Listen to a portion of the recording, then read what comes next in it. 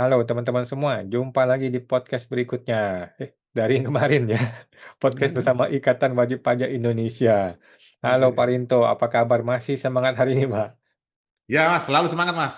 Oke, terima kasih Pak Rinto sudah bersama kita ya. Hari ini kita melanjutkan dari konten yang kemarin mengenai analisa putusan pengadilan pajak terhadap gugatan dari PT Arion.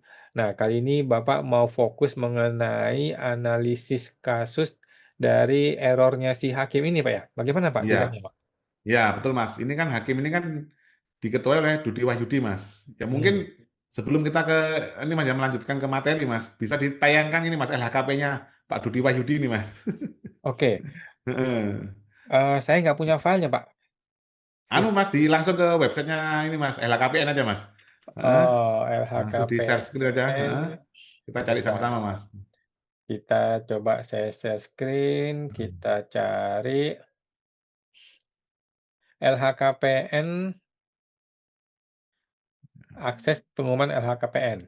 Namanya Ya, Dudi Wahyudi. Wahyudi. Ya, ya gitu aja, Mas. Langsung. Langsung aja. Ya, Buka Kementerian linknya. Keuangan. Ya, Kementerian Keuangan. Kementerian Keuangan. Oke. Kita cari, kita cari. Oke, Dudi Wahyudi, Nah, hakim di pengadilan pajak. ini yang seperti kita bahas kemarin, Mas ya, banyak menghilangkan alat bukti dalam putusannya, Mas. Akhirnya alat bukti ini tidak dipertimbangkan, Mas Awan. Kalau gitu, buat apa kita bersidang menyiapkan alat bukti, Mas? Kalau mereka pakai pengetahuan hakim langsung aja, Mas, nggak usah sidang langsung diputuskan aja sendiri, Mas ya. Jadi sidang ini Hmm. sepertinya hanya untuk legitimasi formal aja, Mas Awan. Hmm. Wah, itu, Ini Mas. hakim. Ya, 2011 cuma 336 juta, Mas ya. Hmm. Hmm. Terus 2024 sudah 4,2 miliar Mas Awan. Hmm. Hmm. Lumayan. Ya, ini saya kan lihat materinya nih Mas. Ini error-errornya di mana saja ini Mas Hakim ini Mas ya. Oke. Hmm. Hakimnya error ya. Hmm. Skandal putusan Mas. Dugaan judicial error Mas. Biasanya kan Oke. judicial review Mas. Ini judicial error. Skandal putusan. Hakim Dudi Wahyudi di sengketa PT Air Indonesia. Hmm. Eh, Majelis salah menafsirkan pokok sengketa. Ini Mas. Hmm. Errornya adalah yang pertama adalah error in object of dispute. Wah, ini Mas. Oke. Salah menafsirkan pokok sengketa, Mas. Error satu. Majelis Hmm. membatasi pokok sengketa hanya pada syarat formil keberatan pasal 25 ayat 3A Undang-Undang KUP. Padahal inti sengketa adalah ketidaksesuaian angka yang dianggap disetujui oleh wajib pajak, Mas. Dalam putusan, majelis menyatakan pokok permasalahan dalam sengketa gugatan ini adalah penolakan keberatan karena tidak memenuhi syarat formil pasal 25 ayat 3A Undang-Undang KUP. Padahal Hmm. wajib pajak telah menunjukkan fakta utama, yaitu wajib pajak tidak pernah menandatangani risalah pembahasan akhir. Yang kedua, Hmm. wajib pajak yang kedua, angka disetujui pada versi DJP berbeda dari angka dalam tanggapan SPHP wajib pajak. Ya.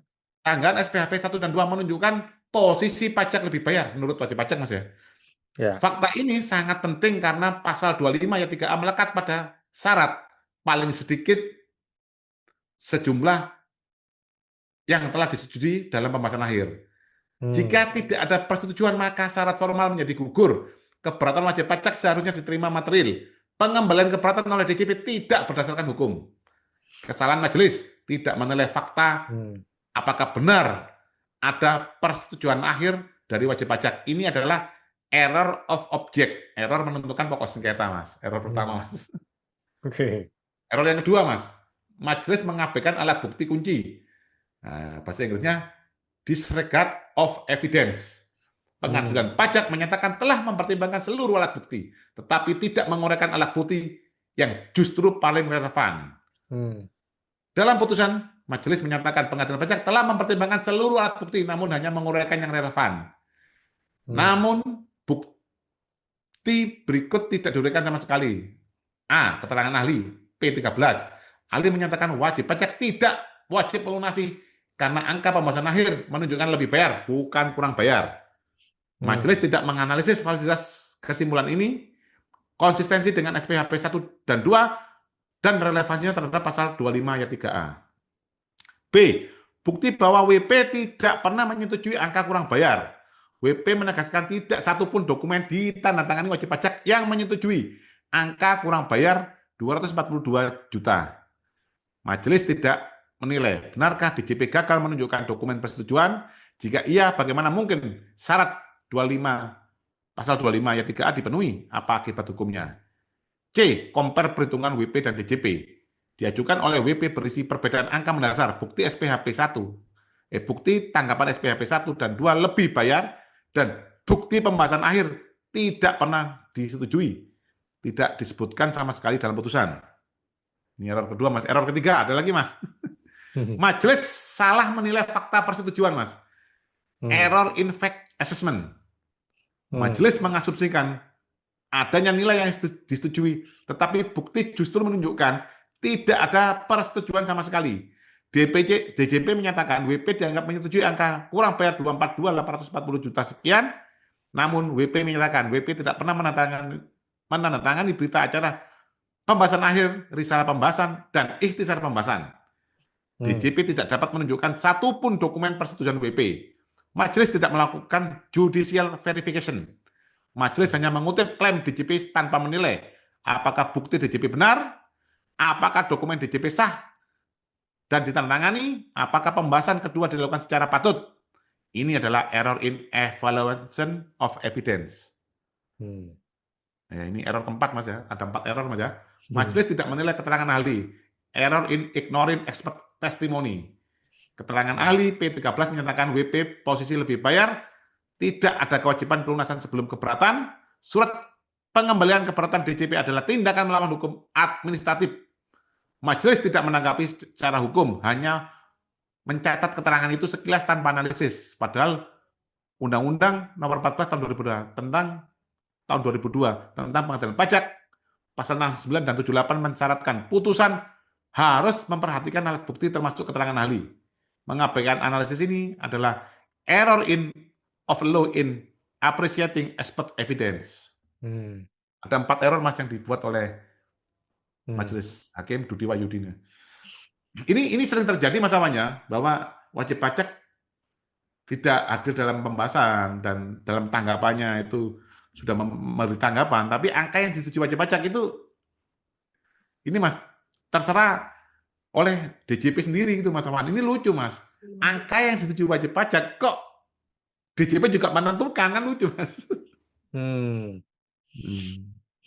Jadi langkah berikutnya apa nih dengan errornya si hakim ini, Pak? Ya, ini kan kita harus laporkan ke Bawas MA dan Komisi Yudisial, Mas, terkait kode etik dan pedoman perilaku hakim, Mas Awan.